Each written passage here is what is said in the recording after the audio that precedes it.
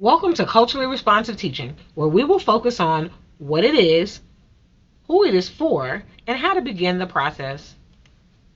Our learning target: educators will be able to answer the following questions: what, why, and how of culturally responsive teaching? What, why, and how of trauma responsive teaching? How to identify who needs culture and trauma informed teaching, and how to develop culture and trauma responsive relationships. How to measure and set goals for becoming a culture and trauma responsive educator. Our do not activator. Respond to the following statements on a post it note or index card. Describe yourself using 2 to 3 adjective words. Name the most unique place that you have traveled and why.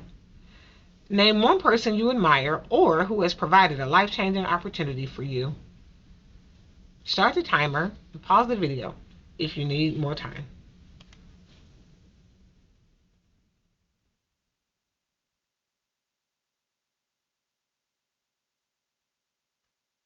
Some responses might include: I am Matthew Patel. I am creative, regimented, methodical. I am New Mexico and Colorado. I am the natural beauty of the mountains. I am the vision, resilience, and ingenuity to build roads in harsh conditions. I am Hetty Sumter, a University of Alabama employee who provided job opportunities post graduation when I was unsure about my career path. I am Matthew Patel. So these questions can become an I am poem. It can become something that scholars use to really encourage themselves and remind themselves of who they are when they're unhealthy and or they're upset. And so hopefully you take your activity and you make it an I am poem. Another example might include the following: I am Layla St. John. I am creative, eclectic, and a learner. I am Spain. I am a diverse people, cuisine, and culture. I am Jewel Smith, my high school mentor, a child advocate who committed her life to the service of others. Hashtag children first. So these are some examples of responses to this do not activator and how the individual turned it into an I am poem.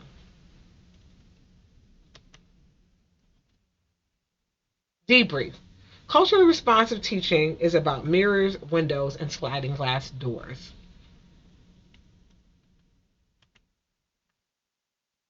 Culturally responsive teachers have to help scholars with their mirror. The first question in the Do Not Activator asks: describe yourself using 2 to 3 adjectives. Some of our scholars may not see themselves in a positive light.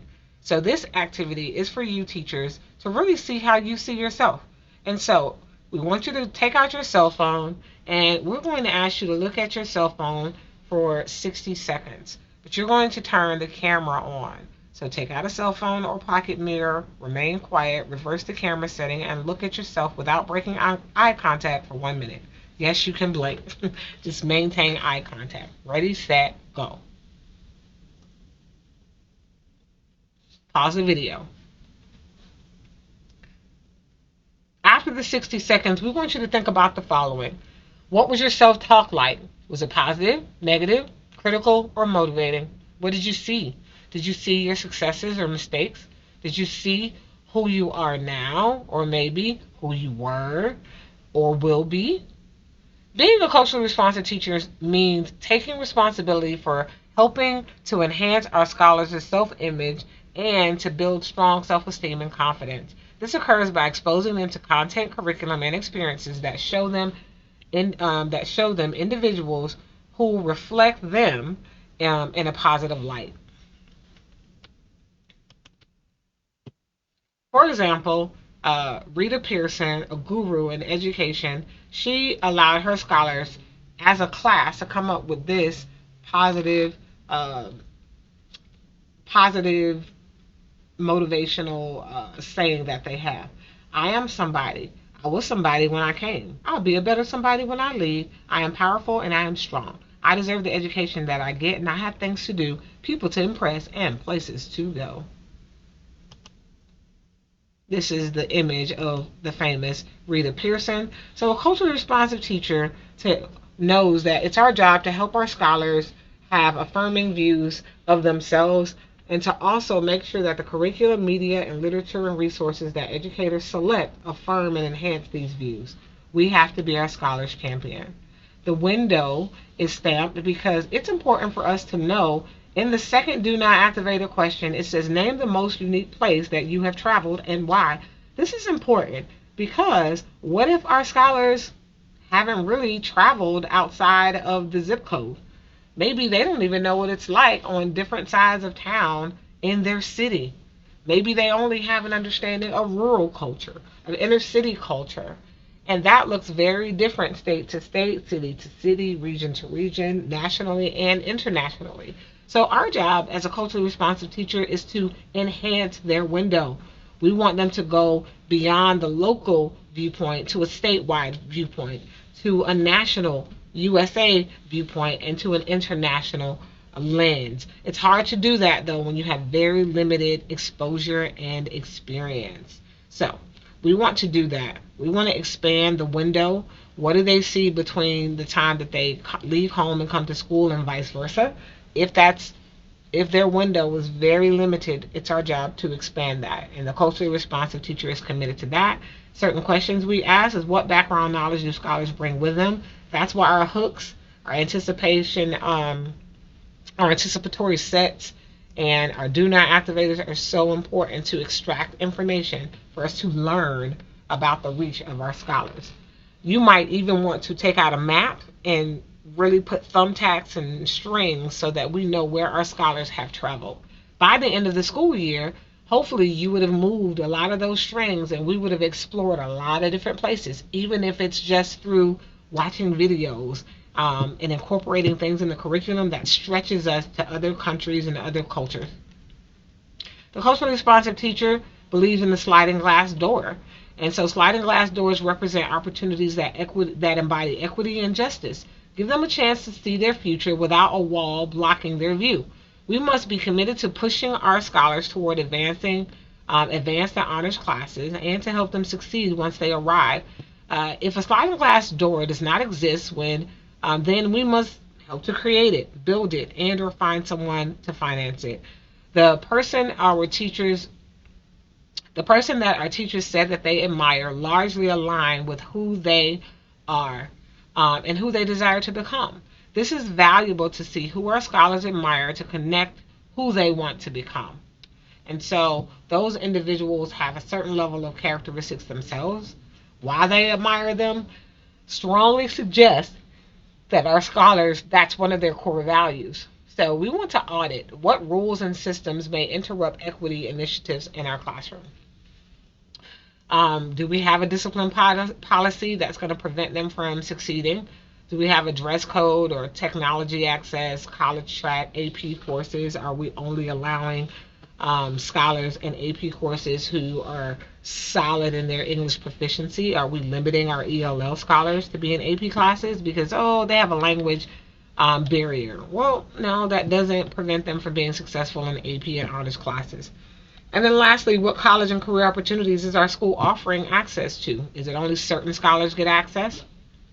So these are just some examples. So anyone can plainly see the proportion of advanced students who are white dropped significantly from 82 to 61%. Yet most of the diversity gains came from Asian students who went from 10% to 22%, and to a lesser degree, Hispanic students from 3% to 8%.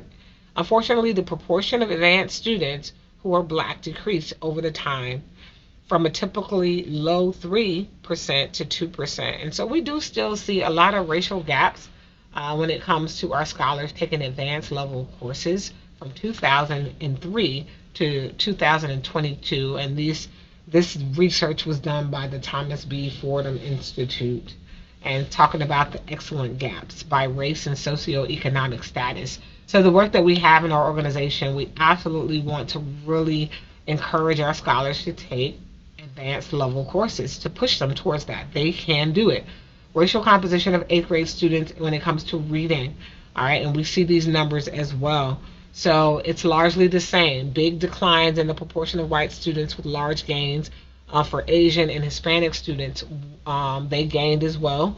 And then we see the black proportion is again down from 5% to 3%. So we're seeing we saw decreasing numbers between 2003 in 2022. And we want to work towards this with our scholars in our network to make sure that they are improving in math and reading. Now, who is culturally responsive teaching for? Scholars who are disproportionately on the margins of learning include those whose first language is not English, those who live below the poverty line, those who are black and brown, those who have learning differences, those who are marginalized and underserved due to their immigration status, sexual orientation, religious preferences, and geographic locations. So, with all of these, right, all of these individuals who benefit from culturally responsive teaching, what percentage of your scholars need culturally responsive classrooms and teachers? Give us the number. What's that number you will predict? If you predicted that about 90% or higher, you would be correct. In our schools, in our organization, almost all of our scholars need a teacher who is culturally responsive, meaning you're not just aware, but you're going to respond. You're going to be proactive in your lessons and in your practice and in your instruction to make sure that culture becomes a priority and that you're aware of that. So, culture is 10% of what you see and 90% of what you do not see. So here we have some quotes. It's important for our scholars to be aware of the communication styles and rules, attitudes towards certain things, approaches to certain things, concepts of time, self, past, future, notions of courtesy and manners and friendships and things like that. All of these center around our beliefs, our traditions, our practices. That's culture. Culture is not mere conversations about race or racism.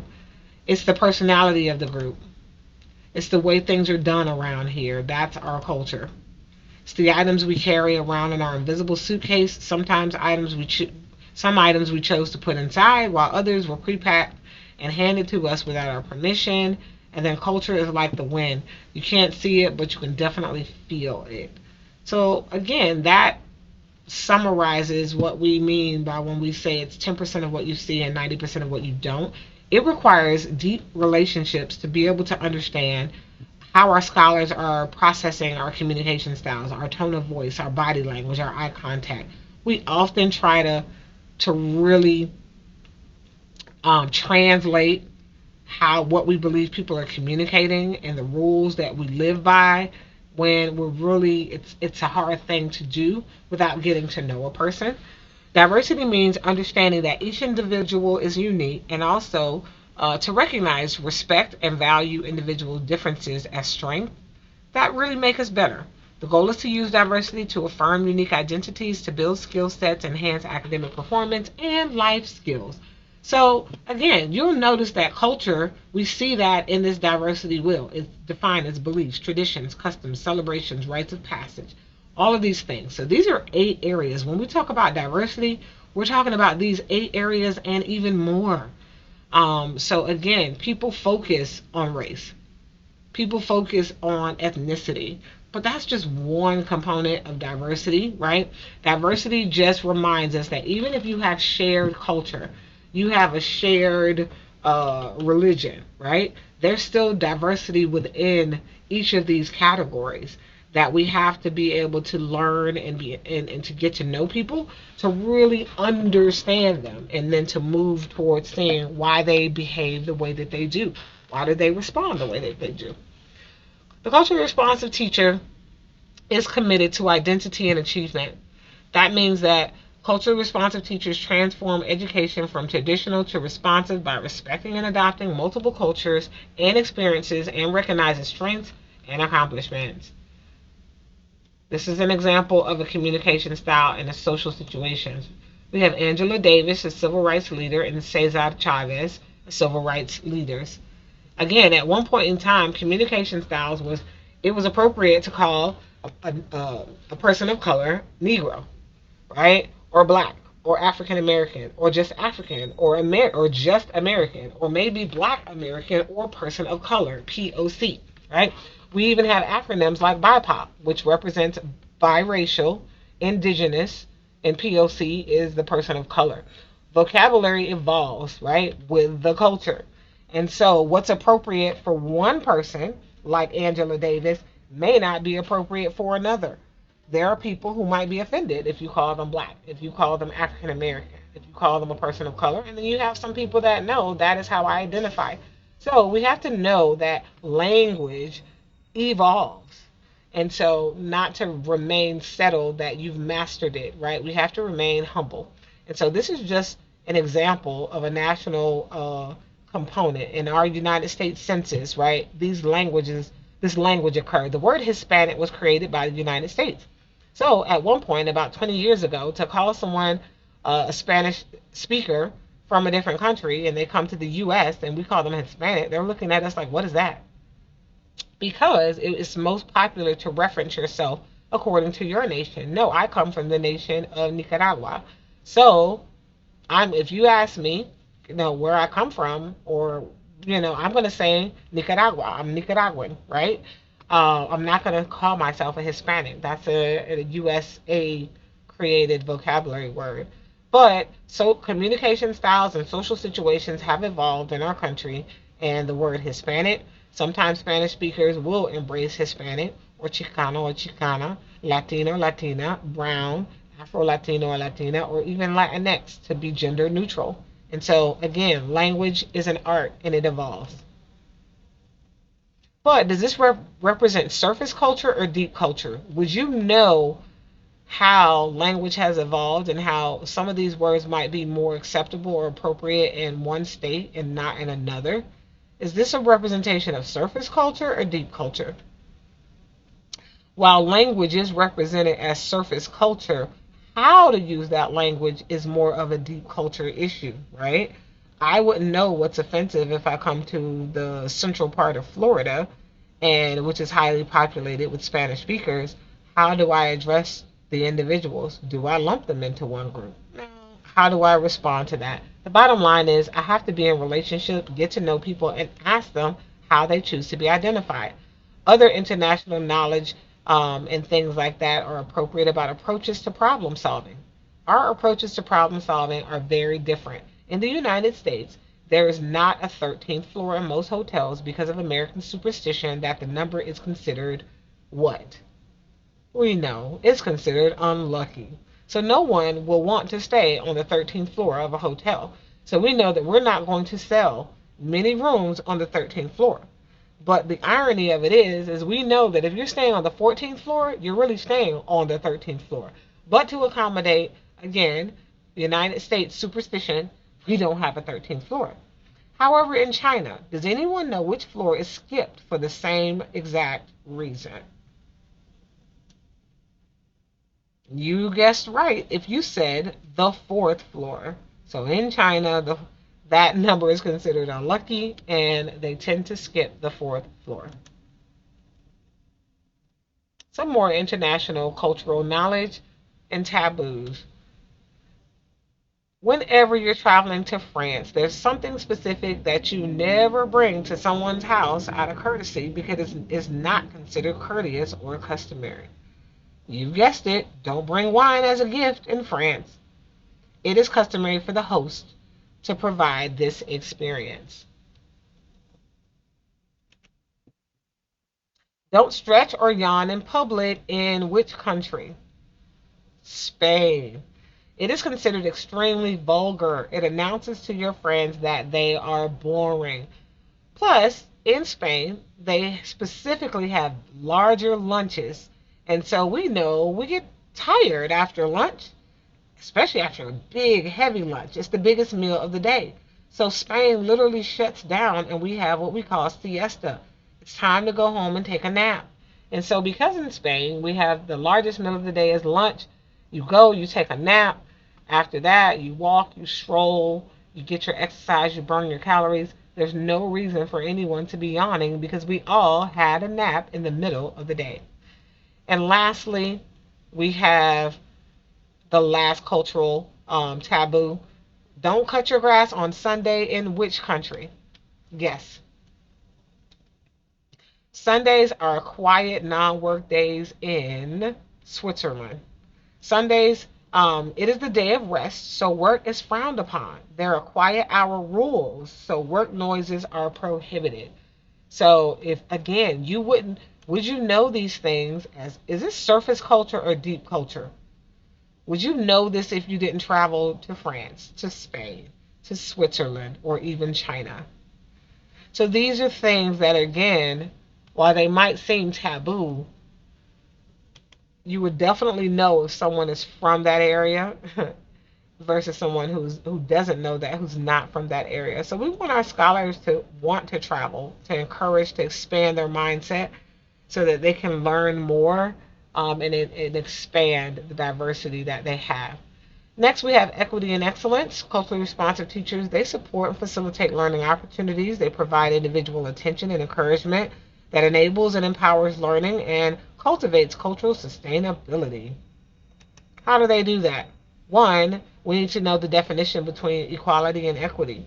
And so equity provides our scholars with the types of bicycle they need. This is a metaphor, right? So if we have the idea that no, I'm going to give all of my scholars the same thing, is it really going to support all of your scholars? So we have the younger at the top, right? We have the young child who's trying to ride this big bicycle, and it's really going to cause them to tire out, to do more work. It's just not what they need. The adult woman, it fits her perfect. The tall male is struggling. His knees are going to hit the handlebars. And then the woman who needs a special ability bicycle because her strengths are in her hands, right? Need something completely different. So equity at the bottom gives them the bicycle that they need. Essentially, that is where we encourage, right? Not meaning that fair means equal. Fair means equity. And so we see this lived out loud through IEPs, 504 plans, behavioral plans for scholars who have not learned behavioral regulation. We want to look at them as this is the equitable thing to do. For people that says, well, if it's not equal, it's not fair. No, equity is fair. It's really about understanding the key differences in students and providing them the supports they need. These are just two examples through the IEP and 504 process that supports that. And make sure as an educator we know what the civil law and rights are for individuals who have these special needs and or accommodations. We also have developmental and appropriateness, learning styles, teaching styles. This is where the teacher knows to really adjust your instruction and teaching so that we see culture integrated, scaffolding, communication styles, all these things should be incorporated in their lesson. An example might look like this in our engage activity or our do not activator using trivia. So Dr. Martin Luther King is often introduced during Black History, but guess what? This is a science lesson. It could absolutely be used in science. Many of our scholars don't know that Dr. Martin Luther King died at the age of 39. He was pretty young, right? But his autopsy reported that he had the heart of a 60-year-old man. Why would a 39-year-old have a heart that's 2 times older than he actually is? What could have been some of the root causes? So if we're studying the systems, right?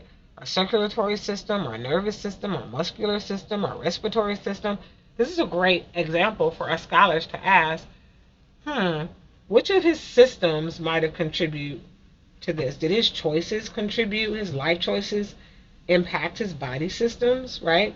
Many of our scholars, we can bring history into this science opening, but it hooks them because Dr. Martin Luther King is a figure that many of our scholars know and are at least familiar with, right? They know he was a civil rights leader, but many of them may not know he smoked cigarettes, stress and travel. So he was stressed out, right? And he was traveling. His leadership kind of brought on some stress. And then fast food meals. Some of your scholars say, well, maybe he ate a lot of fast food, right? But could he really go to fast food restaurants where they're drive-throughs? Could he go in there and sit down? No. So it's an opportunity to combine history and science as well. Hooking our scholars into things that they can relate to, right? The drum dream girl, right? This process of what's fair and what's unfair and what's worth fighting for. So again, this open-ended question, how do you decide when something is unfair and worth fighting for? Explain. What would you do? What if the adults in your life don't listen to you? So these are some great questions that clearly our scholars can connect to this. This is combining an ELA standard with social justice, and it still supports the learning target. So then we have teaching the whole child, which talks about skills, development, and cultural context, bridging the homeschool community. And what are some of the things we can do with that? One is with us identifying the areas of support. According to a national survey, teachers mentioned that establishing relationships with the families, it was not easy. 39% of them said this is not easy. Communicating difficult information, such as academic or behavioral issues, to the family. 57% said it's not easy, and then communicating with families whose native language is not English, and reaching families that the school has not been able to effectively connect with before. Again, this is at 68% and 67% not easy. So teachers are really sharing at the national level why it's so hard for them, and this is an area of support that they need. Well, there's two resources we want to make sure that our teachers know that they have to support communication, and the Talking Points app is one of them. This country is changing. Right now, 1 in 4 children are born to parents who are not born in the US, and that is projected to grow to 30 million children by 2030. We think our Talking Points is just the beginning. Talking Points is an education nonprofit, and our mission is to unlock the potential of low-income, diverse parents in the US. Our name comes from the fact that we want to increase the number of talking points between schools, teachers, and parents so that parents can have more talking points and richer talking points with their children. We're able to help every parent connect with the school communities in their own languages through two-way translation. My husband is Spanish speaker from Mexico. It was really hard on me until we had these text messages that came through in Spanish. So that made it like I got to breathe. It makes it much easier because it gives my husband the opportunity to be involved. When you have 31 kids in your class, making 31 phone calls every single day for 180 days of the school year is literally impossible. It's incredibly easy to text to parents and give them quick updates. It's huge. It's a complete game changer. We're really excited to be addressing the opportunity gap in creating that change and making sure that the future of this country is inclusive and diverse, and all the students that we're supporting can be successful to be that future of America. All right, so we have a Talking Points app where the teacher sends one text message out to the families. Family comes to open house. They opt into the language that they use at home. So it could be Arabic, it could be African dialect, or it could be We's the language that's spoken. And it could be, there's just so many different languages, right? And so that's an opportunity where the teacher sends one text message and it goes to the parent in the language that they have opted in as their language of use. We also have Google Translate, which we know the two features for some of our families where English is a challenge is the camera feature, where the parents are taught at open house, if they have not used this resource, right, to use their camera, they can wave it over any English document and it will translate it into the language of their choice as well. And then the conversation feature, if you have to talk to a parent, obviously translators are amazing, right? But if in the event that a translator is not available for you as a teacher, it still won't prevent you from speaking. You choose the language that you need. Let's say it's English, and then let's say the parent needs to be able to communicate back to you in Spanish. You're going to talk into your cell phone in English using the conversation app, and then that parent is going to get the language from you. It's going to translate the language from you to Spanish, and then vice versa. So it allows you to have a two-way conversation. And then lastly, student-teacher relationships. This is where we'll talk about trauma, right? Being trauma-informed. According to Rita Pearson, kids don't learn from people they don't like. Likability is important for building relationships with them. Having excitement for what you teach is just one thing, but the scholars need to know that you also are excited to get to know them and to build community and relationship with them.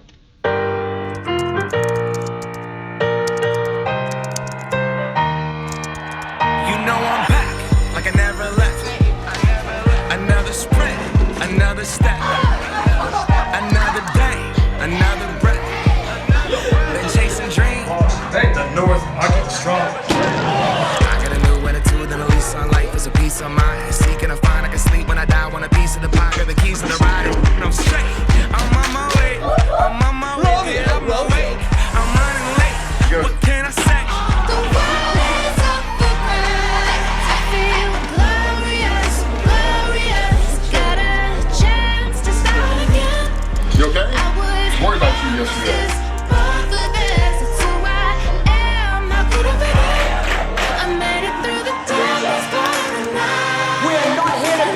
average. We're here to be amazing.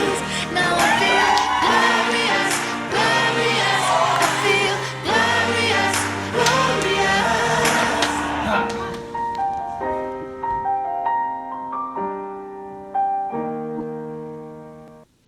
All right, every few years for World Teachers Day, Google comes out with a video. It's awesome, but this is one of the favorite ones. So, relationships, it just reminds us that relationships equals relating to our scholars, connecting with them, our commitment to their success, not just academically, but also socially, sharing with them, seeing their potential, enhancing them, and partnering with them. And so, just a reminder to teach the whole child, we have to have our relationship recipe. There are over 20 ingredients that a guru, Elena Aguilar, from the Art of Coaching, that she presents that we want to consider when creating relationships. So, wearing a smile, learning our scholars' names, right? Learning to communicate effectively, non-verbally and verbally. It really matters, and the paraverbals as well. Asking questions. Not waiting to call until there's trouble. We want to make sure that introductory positive phone call was made. Showing genuine kindness and compassion for our scholars, always starting with good first news, treating them like a customer, and so on and so forth. And so when there is a crisis that pops up, we want to make sure that we are aware that there's three different types of trauma. There's acute trauma, it's unexpected, it's a single incident, that it's just unexpected. Maybe a scholar's parent passes away and it was really unexpected. That could be a huge trauma. That's an acute trauma, right? Complex trauma involves experiences during one's upbringing. That's between birth and 18 years of age. This is what ACE is. Many of our scholars are coming to us because they are literally still in that range where complex traumatic things are happening to them. And we would hope anything that is huge and just really unpleasant happening in their life, it's considered a type 2 trauma.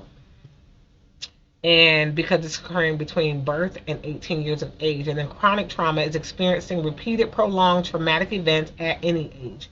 So this is when it's happening over and over again. To take the ACE assessment, these are the 10 questions. Have you experienced verbal abuse between the ages of 0 and birth? Physical abuse, sexual abuse, emotional neglect, physical neglect, divorce or separation, physical abuse of a parent, the alcohol or drug abuse by a parent, mental illness of a parent, or incarceration of a parent. And so you get your score out of 10 based on how many of these you say yes to. So between 0 and 18 years of age, if you experience any of these, then that's your ACE score. And so the higher the number is, that means you just have a lot of background. A lot of things happen between the ages of 0 and 18. And if we don't, during this time, if you have high ACE scores, it's really important for you to have positive adults in your life and positive influences that will really support you, having a positive outcome in the future. So discuss and decide. It is not enough to be trauma informed. The goal is to be trauma responsive. How will you respond/handle a scholar in distress, i.e. a scholar who's unhealthy, in a way that protects and or preserves a relationship? Will you be proactive in your response or reactive? These are some things to think about. So, trauma-informed teaching includes the following, these 12 areas. Skim and scan through the 12 areas and really determine how you plan on supporting efforts in becoming trauma-informed and trauma-responsive. How will you respond?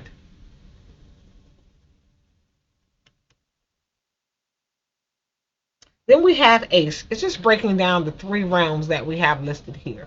Household ACE, community, and then we have climate or environment issues.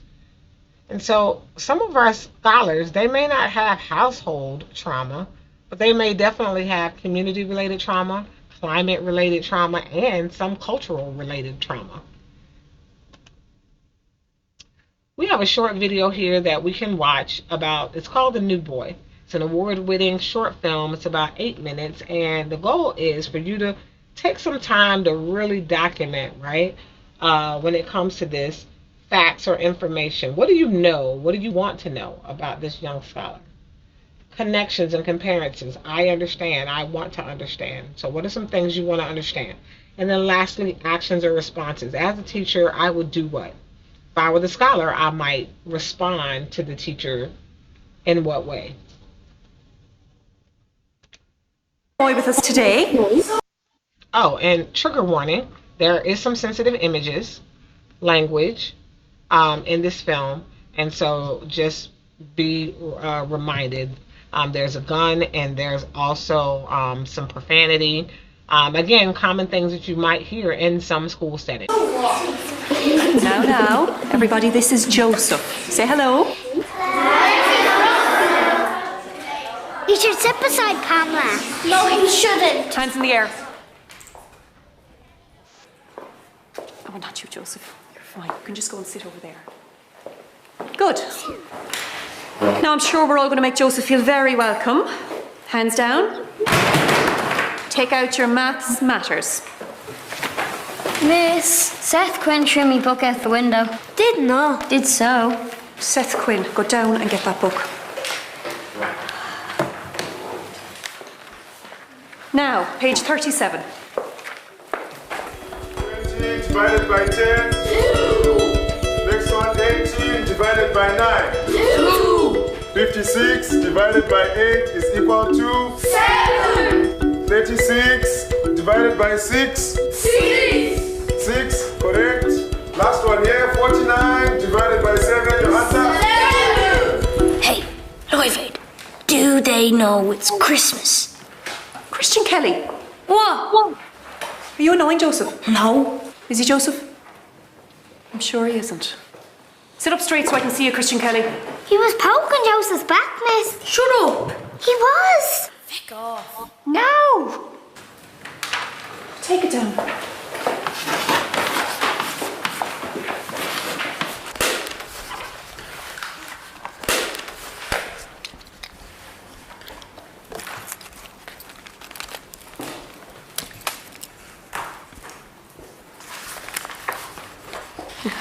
Specky fancies you.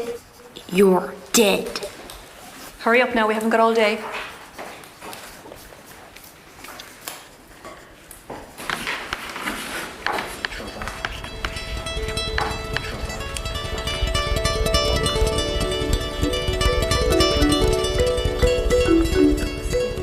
Excellent, boys. That is it for today. But remember to practice your psalms at home. Okay? Good day to you.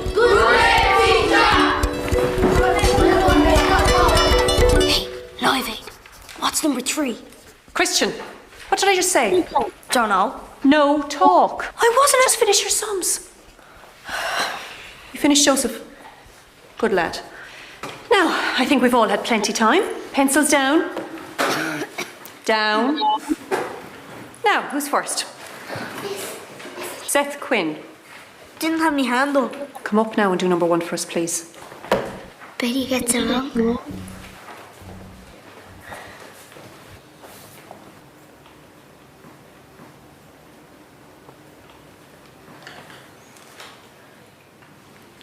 Dunno.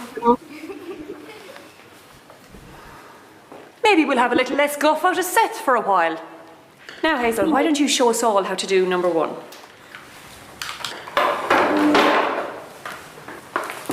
Good girl.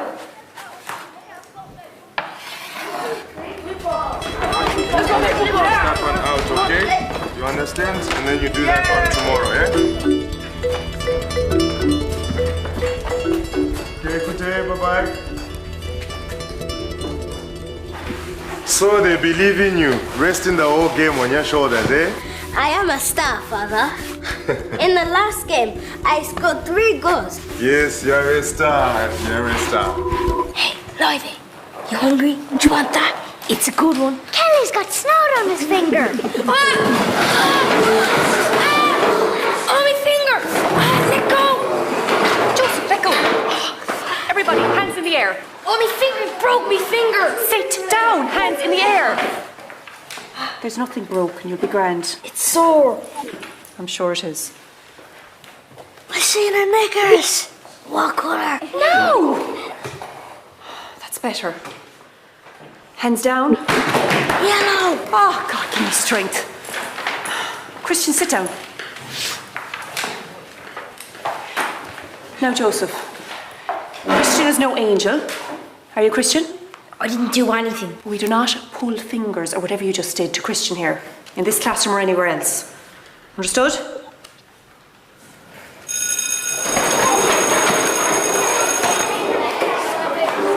You're definitely dead.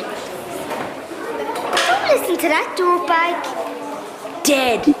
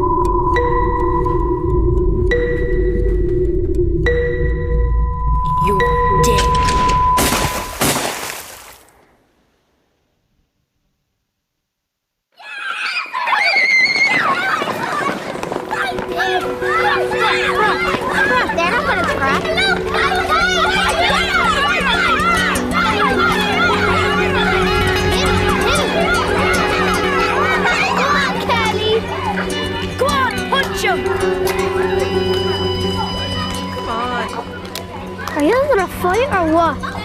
What is this? This is no fight. Oh my god. This is boring. Let him go. Seth Quinn, Christian Kelly. Again! Not a squeak out of you. Just stand there. Open up page 47 of Totally Gaeilge. Questions 1 to 7. I am going to be right outside now and listening for any messing. Now. I didn't do anything. Shut up, Christian, for Christ's sake. We need to sort this out, boys. I didn't do Christian! Seth, what happened? nothing. It's a funny sort of nothing I saw. Well, Joseph, your turn. What happened? You're just great, lads. What am I going to do with you? Right, so, if that's the way you want it. Miss, Yes, Hazel. I seen it. No, Hazel. But I seen a Kristen put. Back inside, Hazel. But he- Hazel! She's a bitch, that one. I was only telling her. Hands in the air! Hazel O'Hara. What? I heard what you just said, Hazel O'Hara. It was a part of the conversation. Don't you dare talk to me like that. Like what? Stand up! I am standing. Well, hands in the air then. She thinks she's robbing a fucking bank.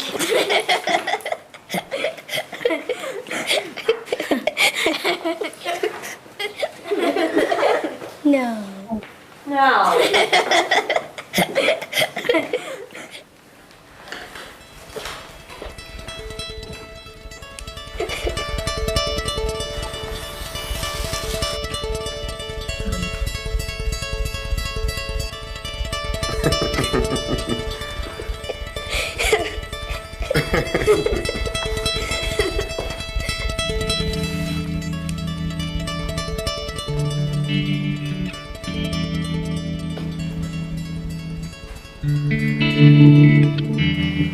In you go.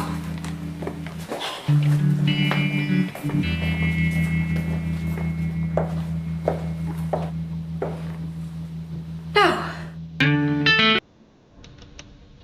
All right, so we want you to continue to reflect on what did you know, what did you wish you knew, what did you understand, what did you wish you understood more of, and most importantly, if you were this teacher, what would you have done, and what do you think the scholar would have done in response to you?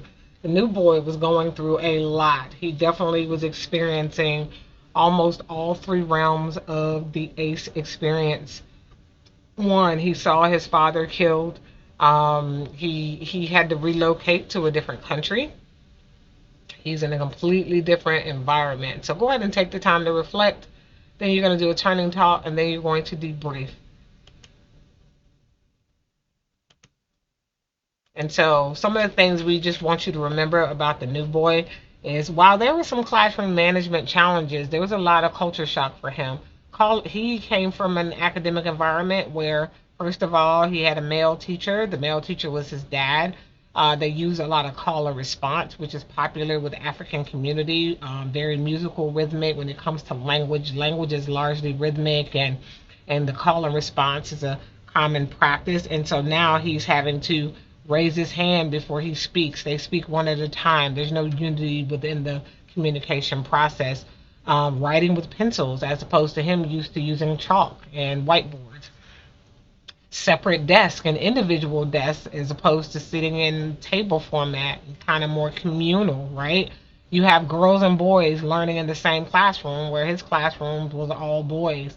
And then for the first time, the new boy laughed even though he was in a position where the teacher could have punished him, he could have gotten in trouble. She had just told him that we don't pull fingers and we don't do this, and these two, and him feeling bullied by this one boy, because children sometimes don't, we don't, people in general, they fear what they the unknown. And so the new boy presented something, a difference and a shift in their classroom environment. And so typically there's some scholars who are not going to like that and sometimes turn into the bully.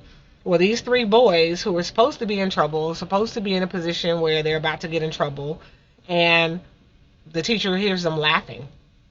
The teacher could have viewed that as disrespect. Instead, the teacher might know that the new boys knew if she was given the information, because sometimes teachers don't have the background information of scholar, that this young boy knew because his dad died and because he probably is in their country, and probably has asylum because of the dangers in his country. So he's probably an immigrant, probably in that country, and has asylum. He's still grieving the loss of his dad, the loss of his culture, the loss of the world that he knew and he was actually happy in.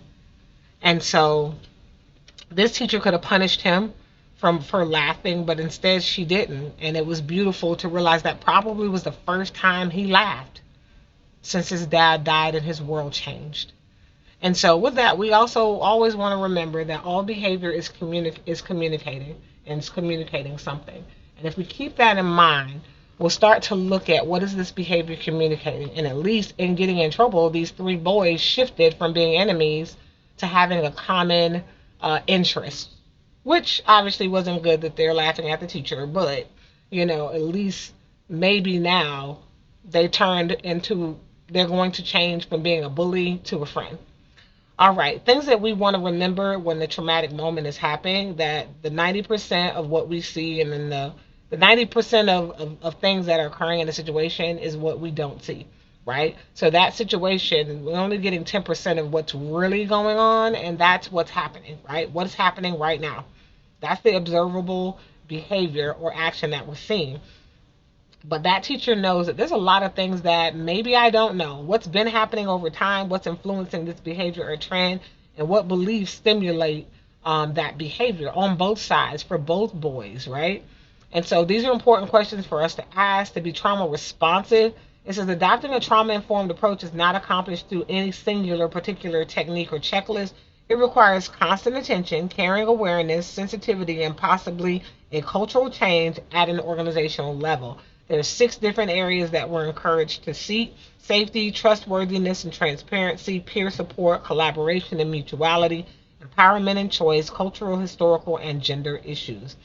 And then lastly, we want to make sure every scholar knows that they have a network of support. Who's in your inner circle, your middle circle, and your outer circle at this school? So when I'm upset, who do I go to? When I need to talk, who do I go to? And that concludes our session. Please complete the 3-2-1 reflection. 3 things that you've learned, 2 that really interested, that you found to be interesting, and 1 question you still have.